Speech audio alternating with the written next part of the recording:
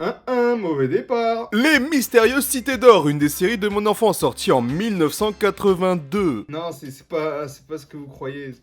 Donc, les Mystérieuses Cités d'Or commencent par Esteban, un enfant qui court très bizarrement et qui s'avère être un orphelin accueilli par le père... Rodriguez. Sauf que ce dernier meurt. Waouh, ça va vite en besogne. En effet, j'ai pas le temps et en plus dans cette série, il n'y a aucun temps de répit. Bref, let's go. En allant écouter des Espagnols bourrés, il tombe sur Pedro, un homme avec une chevelure atypique, Sancho, un homme bègue, et Mendoza, un navigateur expérimenté. On apprendra qu'en fait, lors du tour du monde de Magellan, Mendoza a sauvé Esteban d'une possible noyade qui l'attendait, lui et son père. Malheureusement, le père, lui, il est finito. Sauve-moi, fils de pute. Et par conséquent, le petit sera pris en charge sur le bateau de Magellan. Mais qu'est-ce que j'en ai à foutre de ce mioche? Allez hop, toi tu vas rejoindre ton père, mon petit gars.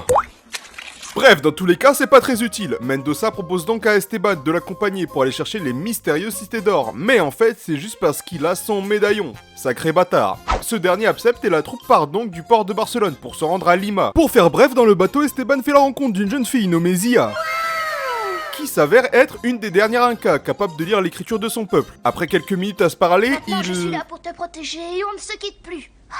Waouh. On ne se quitte plus. Ça va vraiment vite. Au final, ils se rendent compte qu'ils ont le même pendentif, sauf que pour Esteban, c'est Mendoza qui a le reste. Et bam, saut dans le temps, tempête, bateau qui chavire, bataille féroce contre des requins et ils atterrissent sur une île déserte. Et bim, on n'a pas le temps de se reposer qu'un serpent oiseau, c'est eux qui le décrivent ainsi, vient les attaquer et kidnappe Zia. Hé à moi femme. Esteban part donc la rechercher à la nage. On apprendra ensuite que le serpent oiseau est un jeune enfant du nom de... J'ai pas compris. Toujours pas. Bref, du coup, Tao et Zia partent dans une grotte pour lire une ancienne écriture, mais sont vite rejoints par Mendoza et les autres, qui sont accueillis par une énorme bébête qui... Mais que se passe-t-il? C'est alors qu'un vaisseau grave BG apparaît et la troupe embarque pour aller sur les terres des Incas. Au revoir à tous. Mais qui allait celle-là? Mais vu qu'ils sont un peu trop à l'aise, ils aperçoivent un bateau au loin avec à bord les anciens camarades du bateau naufragé. Heureusement, ils arrivent à leur mettre une vitesse et arrivent sur le nouveau continent. Mais ils se feront directement capturer et bien évidemment, ils finissent par s'échapper. Et vous allez voir que ce schéma va se répéter assez souvent, un peu trop même. En voulant s'enfuir, ils ont perdu trop de temps, et une fois qu'ils réussissent à partir, ils retrouvent les Espagnols avec Gomez et Gaspard. Vous commencez à comprendre le mécanisme, tant mieux, car c'est que le début. S'ensuit une bataille navale, digne d'une partie de toucher-couler. Et ça tombe bien, car cette vidéo n'est absolument pas sponsorisée. Ah, c'est ballot. Haha, bref, ils s'en sont encore sortis. Et alors que nos amis aidaient les Incas, les Espagnols prennent d'assaut le Solaris et demandent Zia en rançon. Et le groupe accepte, mais cette dernière arrive à rejoindre Tao après une magnifique cabriole.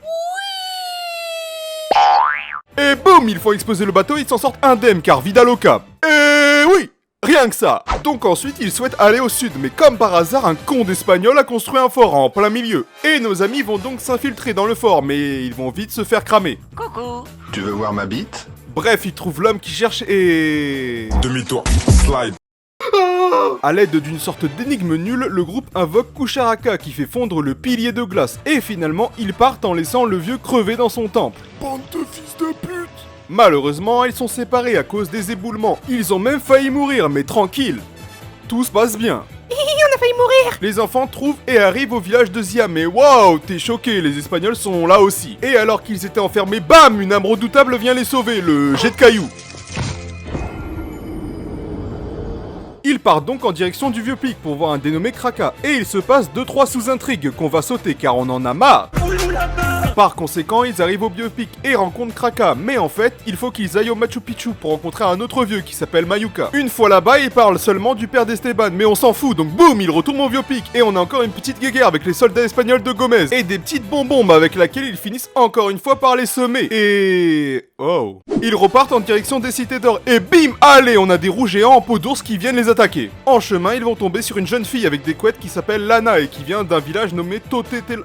Oh, est-ce que cette information est importante? Du coup, c'est un peu trop tranquille, donc allez, une autre guerre contre les Uluberlus qui viennent attaquer le village pour récupérer Lana, mais grâce à Tao, qui a encore une idée de génie, ils vont dégommer les Uluberlus, à l'aide d'un sous-marin assez bizarre. Par la suite, ils iront dans une vallée nommée Vallée des Morts, et tomberont sur une statue représentant la déesse Pachamama avec des gros tétés. Oh les tétés. Ils mettent leur médaillon pour faire des tétons et hop, ça ouvre la montagne et bref, ils tombent sur le grand condor d'or. Et comme ça fait un peu trop de temps qu'ils sont tranquilles, ils subissent le réveil d'un volcan qui les propulse en l'air. Et après quelques temps, ils tombent sur un dessin géant dessiné par des grands malades. et le condor atterrit sur la tête du dessin. Et bim, le retour des Espagnols qui reviennent casser les couilles. Mais encore une fois, ils arrivent à s'échapper et vont voir Kraka. Du coup, ils arrivent vers le vieux pic mais se rendent compte que Gomez et les soldats espagnols se préparent pour une nouvelle attaque. Néanmoins, c'est sans compter Esteban et le condor qui se préparent pour une attaque kamikaze. Non, je veux dire, ils souhaitent juste briser le pont pour faire tomber le canon dans l'eau. Oui, voilà, exactement. Donc, ils arrivent enfin au vieux pic après avoir mis à mal l'armée espagnole. Après une brève discussion, ils sont parés à rejoindre le pays Maya et traversent donc le fleuve de l'Amazonie. Mais hop, trop de tranquillité, donc gros brouillard qui s'abat d'un coup. Et sans soleil, le condor ne peut fonctionner, donc il se crache. Génial. Évidemment, ils arrivent tout de même à s'en sortir, mais... Vlatipa qu'un serpent géant débarque et attaque le groupe. Mais grâce à sa force herculéenne, Mendoza parvient à étourdir le serpent assez longtemps avec cet arbre pour laisser les autres s'enfuir. Et bim, il y a tellement de rebondissements que cette fois-ci, c'est un jaguar qui leur saute dessus. Et bien sûr, vous connaissez la chanson, Mendoza parvient à calmer l'animal et permet au groupe de s'enfuir encore une fois. Ils débarquent donc dans un magnifique endroit, mais comme ça fait déjà 2 minutes qu'ils sont en paix, une troupe d'Amazones les attaque et les capture. À ce niveau-là, c'est carrément de l'harcèlement. Ce qui nous amène chez les Amazones, vous savez, la tribu des femmes et... Par conséquent, ils vont se faire sacrifier pour apaiser la colère d'un dieu, mais on s'en fout parce que sans surprise, ils finiront par s'en sortir grâce au pouvoir d'Esteban, l'enfant du soleil, et à la reine qui souhaite voir le talent du phénomène, qui n'accepte toujours pas qu'il a ce pouvoir. C'est qu'un petit con de merde. Bref, ensuite ils sont placés dans une magnifique salle, mais évidemment ils vont pas se laisser faire, donc Mendoza et les deux zigotos partent pour tenter de trouver une solution. Tandis qu'on apprend que la vieille veut un autre sacrifice qui n'est nul autre que Morca, qui n'a pas l'air d'aller bien. En même temps, elle vient d'apprendre qu'elle allait se faire sacrifier. Effectivement, pour éviter le sacrifice de la petite, il se dirige donc vers le temple du dieu de la pluie, où se trouve un totem immonde. Dégueulasse. Ensuite, le groupe s'en va, mais se retrouve bloqué par le fleuve, fabrique un radeau de secours pour remonter le fleuve, mais attendez, est-ce que vous l'entendez? C'est trop calme. Effectivement, ce qui revient, c'est le serpent géant, mais bam, j'ai pas le temps, donc il se prend une lance d'une Amazone dans la gueule qui s'avère être la prochaine cible de la vieille sorcière. Mais attention, car Tao a fait une surprise avec le masque de la pluie. Respire, frérot. Respire. Ce qui fait que la vieille folle pense qu'une tempête approche, mais en fait pas du tout, elle passe donc pour une sacrée conne. En plus d'être moche. Bref, après elle récupère le grand condor et se casse vers le nord en direction de la mer, et waouh, elle est belle la mer. Bien sûr, vous l'aurez compris, c'était trop calme, donc le condor part en couille et ne répond plus aux commandes, ce qui fait qu'il se crache une nouvelle fois dans la forêt. Ils finissent donc dans une grotte et grimpent des escaliers pour tomber sur une autre cité qui n'est toujours pas dorée. On en a vraiment marre. Et alors qu'ils visitaient la ville, ils trouvent une statue qui n'a absolument pas l'air bizarre, où se trouve une inscription atypique que Tao réussit partiellement à lire et qui le rend tellement bizarre qu'il disparaît. Est-ce que c'est bon pour vous? En recherchant Tao, il tombe sur un escalier qui descend dans des souterrains. Puis Esteban trouve un passage secret derrière une statue qui l'amène à Tao en train de lui lire des idéogrammes. Tandis que Sancho et Pedro, ces enculés, trouvent un masque absolument moche. Et pendant que Tao raconte aux autres ce qu'il y a écrit sur le mur, les deux guignols ont activé un piège qui détruira les souterrains, les obligeant à s'enfuir. Après un jour de pause, Tao revient dans les ruines du souterrain et se rend compte qu'il a des inscriptions dans le masque de jade. Il tombe donc sur un coffre qu'ils ouvrent et découvre une statuette et un manuscrit. Seulement, en arrivant, ils aperçoivent que Mendoza et les autres sont capturés et se feront eux aussi avoir par une femme aux longs cheveux noirs nommée Malinche et un homme avec une calvitie appelé Fernando Laguera. On apprendra que le docteur est un subordonné d'un ancien conquistador et que la femme est... on s'en bat les couilles. Ok. Pichu finit par libérer Tao qui libère ensuite les autres. Et bam, ils font une magnifique passe à 10 avec le vase de Tao. Esteban fait la passe à Tao. Tao fait la passe à Esteban. Esteban se fait marbrer. Esteban fait la passe à Zia. Zia est bête. Et Tao récupère la balle. Fin de jeu. Bref, ils se libèrent. Et finissent par trouver un joli lac doré. Mais waouh, viens-je de dire une phrase sans péripéties? Allez bim, ils se font attraper par une tribu et enfermés dans une pièce. Mais Mendoza noie le village et les enfants en profitent pour partir. Sympa. Bien évidemment, ils seront retrouvés par le calvicier et l'autre qui finiront par rejoindre le groupe pour les guider. Mais arrivés à la prairie, ils les laisseront.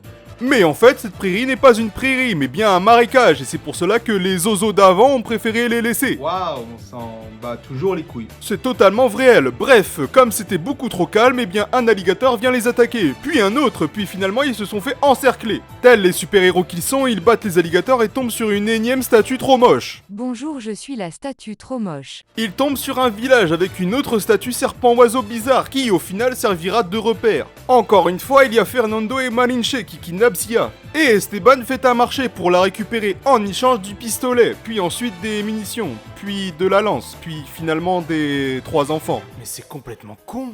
Le groupe tombe sur une autre statuette avec un manuscrit, mais un piège se trouve au centre de la pièce, et les enfants vont en profiter pour s'échapper. Waouh, magnifique penalty. Ils retrouvent Mendoza et on apprend qu'il faut avoir 3 manuscrits pour connaître l'emplacement des cités d'or, alors nos amis vont devoir partir la trouver. Pour ce faire, ils traversent un fleuve très tourmenté, mais finalement ils s'en sortent bien. Mais non, car il y a une immense cascade et le radeau se détache. Génial.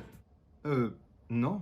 De manière totalement pas originale, ils trouvent une autre grotte et s'y engouffrent. C'est alors qu'ils trouvent la 3e statue du serpent oiseau, ce qui leur indique qu'ils sont bien à l'endroit du 3e manuscrit. Après avoir récupéré le manuscrit, ils comprennent qu'il faut chercher la montagne du bouclier fumant et c'est reparti pour un nouveau voyage. On souffle. On souffre même. Nos amis trouvent donc la fameuse montagne du bouclier fumant, qui s'avère être très bizarre. Et c'est d'ailleurs là que tout part en couille. Tout, à commencer par l'introduction des Olmecs, qui sont des trucs chauves avec des oreilles pointues. Après une partie de cache-cache, Esteban et les 2 autres se font alors mettre KO par une statue. Et hop, allez, apparition du chef des Olmecs, nommé Menator, qui a la spécificité de... Les Olmecs aiment beaucoup les enfants, beaucoup. Ils parviennent tout de même à s'enfuir, mais... Oh, c'est... dommage, ça dit donc. Les Olmecs arrivent et c'est... Putain d'effrayant. Oh là là. On retrouve ensuite le vieux moche qui explique son plan pour préserver la putain de sa race. Nous devons un jour être capables de déplacer l'axe de rotation de la Terre pour assurer la survie de notre race. Je me suis pissé dessus. Mendoza vient encore sauver les miches des enfants. Mais il fait n'importe quoi avec le réacteur, alors ce dernier va exploser, donc ils réussissent à s'enfuir. Ah non. Ah bah si. Ils vont alors se retrouver dans un village où le grand chef se trouve être le père de Zia, mais elle n'en a rien à foutre. Et vu qu'il manquait un peu de guéguerre, les Olmecs viennent attaquer les Mayas et regardez qu'ils font leur retour.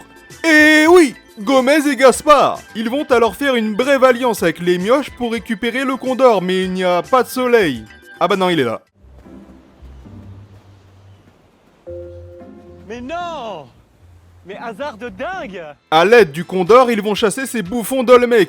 Et le père de Zia dévoile enfin la localisation des cités d'or. Et hop, il meurt. Allez, ça c'est fait. Ils partent ensuite voir d'autres villages pour se préparer à l'attaque de la base Olmec, mais ils refusent tous.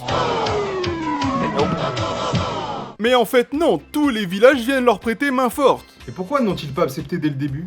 Eh bah, parce que... Bref, on a l'attaque des Mayas sur la base des Olmecs. Et bam, révélation du vaisseau secret des Olmecs, qui ressemble vachement à Archéodong, et où se trouve Zia, qui a, pour pas changer, été kidnappé. C'est ainsi qu'Esteban et Tao vont chercher Zia, et ils réussissent après avoir infiltré l'Archéodong des Olmecs. Enfin, au final, ils ont pas vraiment réussi, parce que Esteban a complètement oublié Tao pendant l'opération. C'est qu'ils sont cons.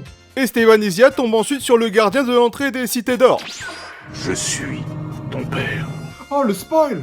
Nous apprenons qu'en fait, dans les cités d'or, il y a une énergie solaire que les Olmecs veulent absolument pour sauver leur race. Et ils vont l'avoir après avoir poignardé de manière très sanglante le gardien de la cité. Mais ils vont faire n'importe quoi avec, ils vont causer la plus grande catastrophe de l'histoire de l'humanité!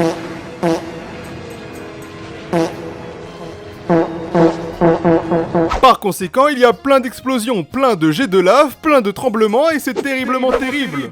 Finalement, c'est le grand prêtre, Le père d'Esteban donc. qui va se sacrifier pour sauver la planète, mais bien sûr, il meurt.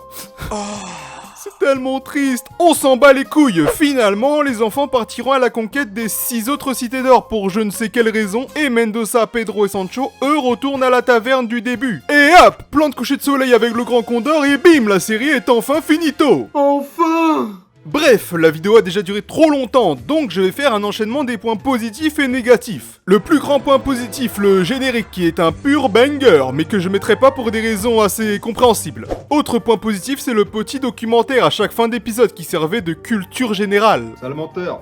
Tu zappais. Pour les points négatifs, je vais mentionner 2 points, à commencer par l'autre à la fin de chaque épisode qui spoilait le prochain. Mais quel est le but? À quoi ça sert? Je vous le demande. Je vous pose la question. J'en sais rien, moi. Et l'autre point, c'est tout simplement le trop nombre de péripéties dans l'œuvre qui sont en grande majorité inutiles et qui rendent l'œuvre beaucoup plus longue qu'elle ne l'est vraiment. Je rappelle que c'est seulement 39 épisodes. Ressenti 350. Mais elle reste une série de mon enfance et une bonne série en général, qui n'était pas si commune à l'époque. Et ce côté voyage nous apporte dans notre âme d'enfant l'envie de voyager, de contrôler le Condor, de trouver les cités d'or, et c'est pour cela que vous devez revoir ou voir cette série. Mais surtout, ne regardez pas la suite, ne le faites pas, vraiment, faut pas le faire, surtout... Non